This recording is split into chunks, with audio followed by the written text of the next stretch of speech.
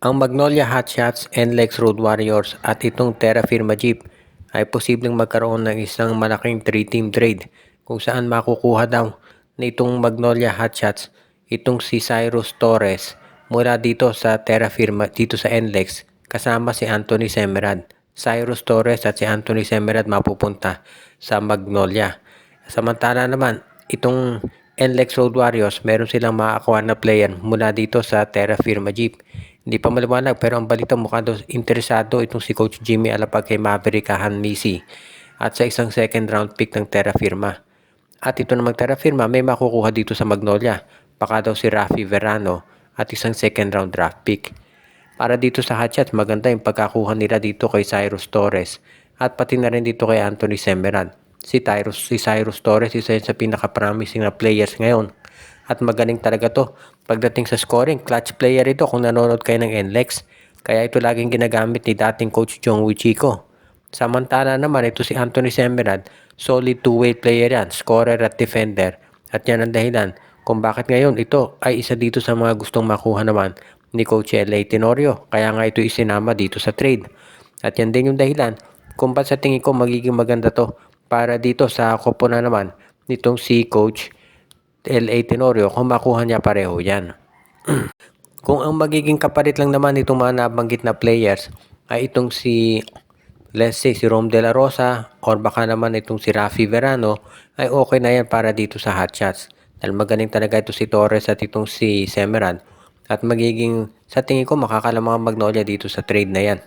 Kaya ito dapat yung porsigihin talaga ng Hotshots. Dahil sa tingin ko, makikinabang sila kung ito'y matutuloy. At yan yung dahilan kung bakit ngayon itong Magnolia ay ready na raw makipag-usap dito sa NLEX at Terra Firma. Samantala naman ang PBA ay plano daw na dagdagan pa yung mga foreign teams na sasali dito sa liga. At mukhang dadagdagan din nila yung mga teams mismo, hindi lang foreign, maski mga local. Plano daw ng PBA na gawing 16 yung mga teams dito sa PISA Liga para naman mabigyan daw ng employment yung iba pang mga players. Kasi ang nangyayari every year, padami yung mga rookies na sumasali sa liga, pero yung teams naman at yung roster spot nila, pareho lang.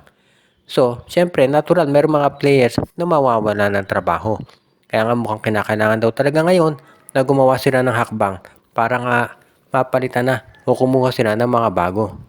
At parang ito na nga yung nangyayari ngayon. Makukuha na raw nitong mga lineup ngayon, no? Itong PBA, baka isama na itong SM, itong Chooks to Go, baka pati na rin daw, payagan na itong Star Horse Shipping at itong Zamboanga Valientes. Pero ang magiging problema kasi dito, gusto raw ng PBA na ang mga teams na to ay magtayo ng koponan, hindi yung basta-basta na lamang na bibili ng franchise.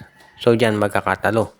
Kung sakaling pumayag nga na magtayo sila ng sariling team, abang maganda to dito sa liga, lalo na at magkakaroon sila ng 16 na team sa PBA. Mas maganda magiging format nito. At syempre, sa mga fans, mas maganda yan dahil marami silang mapapanood na bagong team sa liga. At yan naman talaga yung plano ng PBA maski noon pa. Paparami yung kanilang mga teams at sigurado ko na magiging maganda to dito sa kalalabasan sa bandang huli. Kaya nga itong lineup nitong si Coach L.A. Tenorio gustong palakasin dahil alam niya dadami yung mga teams dito sa PBA. At ikaw naman si Commissioner Willie Marcial, good move ito lalo na at alam mo na magkakaroon ka ng dagdag na options pagdating sa pagbibigay ng empleyo dito sa mga players at oportunidad na rin to para sa mga players na ipakita kung ano ang kaya nila talaga na gawin.